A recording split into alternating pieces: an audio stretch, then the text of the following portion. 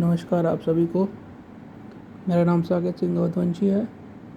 एक और वीडियो मुझे बनाने की ज़रूरत महसूस हुई तो मैंने और आज समय भी था तो मैंने सोचा कि क्यों ना एक और वीडियो बनाया जाए। इस वीडियो का मुख्य जो है बात करने का जो है इस वीडियो का मुख्य मुद्दा जो है वो ये रहेगा कि अवधिया कुर्मी जो है उनके साम्राज्य कौन कौन से रहे हैं। पहला साम्राज्य तो सभी को पता है कि रघुवंशी रहा है, या कहा जाए कि जो कौशल है अयोध्या वो रहा है। दूसरा जो है वो मैंने पहले बताया था कि वृज्जी साम्राज्य जो है वो रहा है। कौशल साम्राज्य जो है वो त्रेता से जो है त्रेता युग से जो चला आ रहा है और कलयुग में महाजनपद काल तक जो है वो चला। उसके बाद फिर उसका अंत हो गया।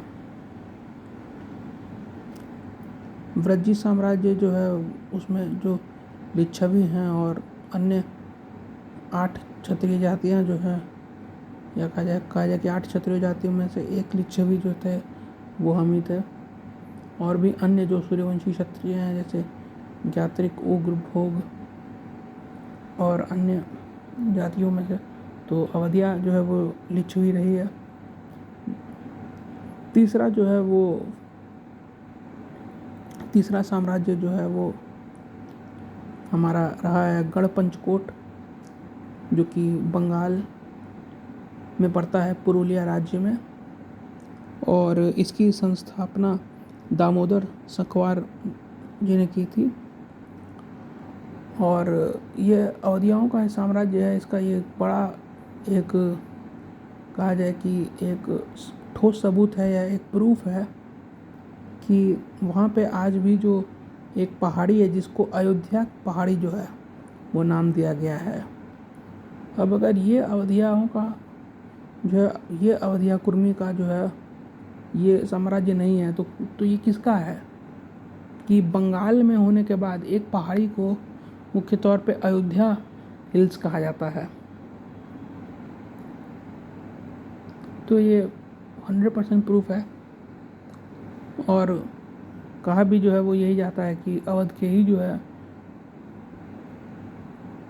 ये आप थोड़ा सा रिसर्च करेंगे तो आपको पता चल जाएगा। तो ये अवधिया कुर्मियों का तीसरा बहुत बड़ा एक साम्राज्य था गढ़पंचकोट, जिसे इतिहास से पूरी तरीके से निकाल के फेंक देने की कोशिश जो है की गई है, क्योंकि इसके बारे में बहुत लोगों को पता नहीं है। तो इसकी संस्थापना जो है वो 80 जो है ईस्वी में की गई थी, यानी कि आज से 1940 साल जो है वो पहले, मतलब मान लीजिए कि लगभग 2000 साल जो है पुराना ये साम्राज्य जो है ये रहा है। और इसमें अन्य कुर्म क्षत्रिय जो है इनकी भी जो है वो भागीदारी जो है वो रही है। ये साम्राज्य जो है वो श्री राम जी के ही जो है वो श्री राम जी के लिए ही जो है वो उन्हीं के लिए जो है डेडिकेशन में था।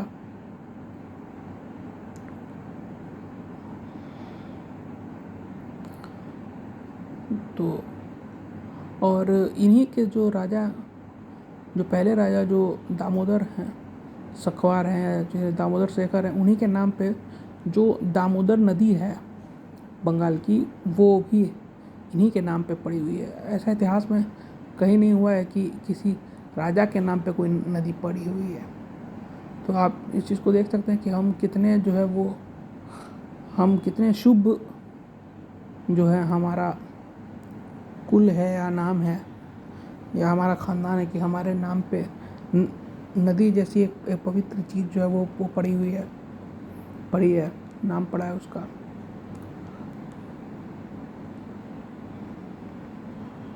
और अब बात करते हैं अन्य जो हमारे जो कुर्म क्षत्रिय हैं, उनके जो है कहीं ना कहीं एक अन्य साम्राज्य जो है कुर्म क्षत्रिय के, उसमें आप अगर कहें तो जो हरियंक वंश है, वो भी हरियंक वंश भी जो है वो कुर्म क्षत्रिय का ही हिस्सा है। क्योंकि देखिए जहाँ जहाँ बात आती है मगध की, तो हरियंक वंश में कहीं ना कहीं या तो कुर्म क्षत्रियों का जो है वो या तो एक सामंत के रूप में, जिसे फ्यूडेटरीज कहते हैं, या तो फिर खुद ही एक पावर के रूप में जो है वो स्थापना रही है कहीं ना कहीं।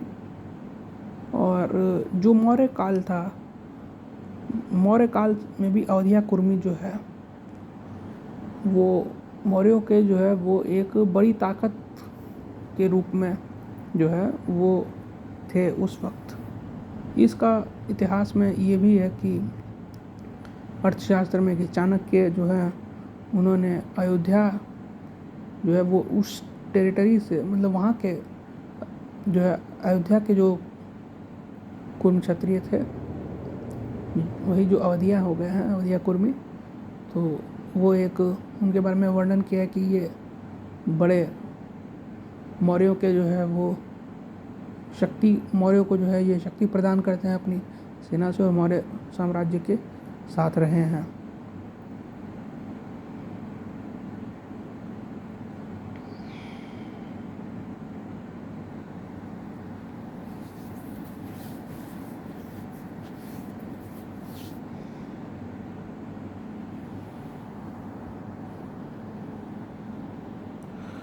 तो आशा करता हूँ कि मेरी इस वीडियो से आपको कुछ अच्छी जानकारी मिले होगी।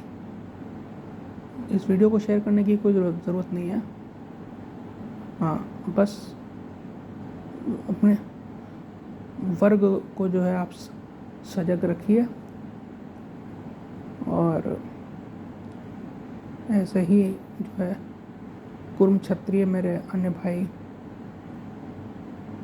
चाहे वो मगधिया हैं, कुचस्या हैं, शमशवार हैं, उनके भी हम इतिहास के ऊपर और जगह हम इतिहास के ऊपर जो है वो और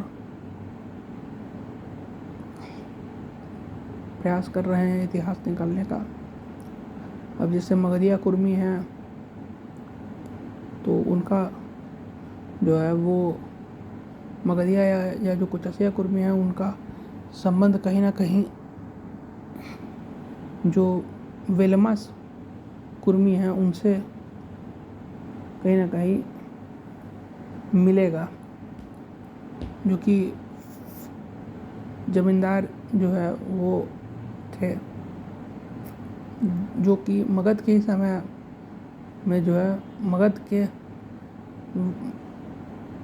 जो मगधिया कुर्मी थे वो असल में नंदों के समर्थक थे। और जब चंद्रगुप्त का शासन आया, जहाँ तक मेरा मानना है, तो उन्हें बाहर जो है उन्हें मगध की सीमाओं से बाहर कर दिया गया। तो आप ये चीज़ सोचिए कि ये उसी तरीके की एक बात है कि कोई पिता अपने पुत्र को जो है वो कहता है ना कि तुम घर त्याग दो, क्योंकि वो उसको मार भी नहीं सकता है,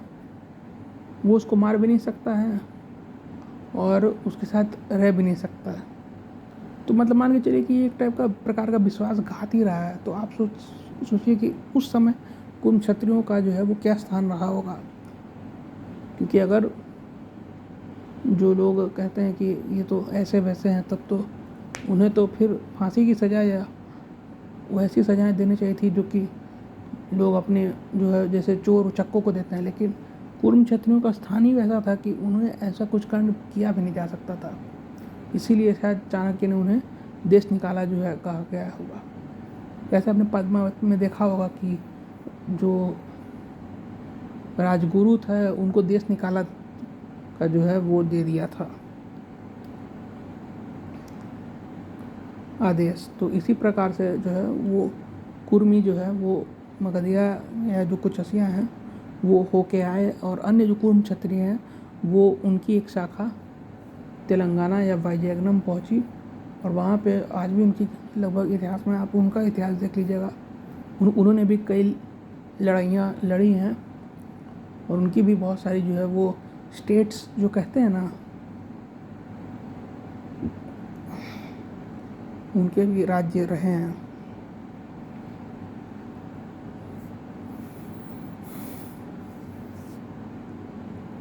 तो आशा करता हूँ कि ये वीडियो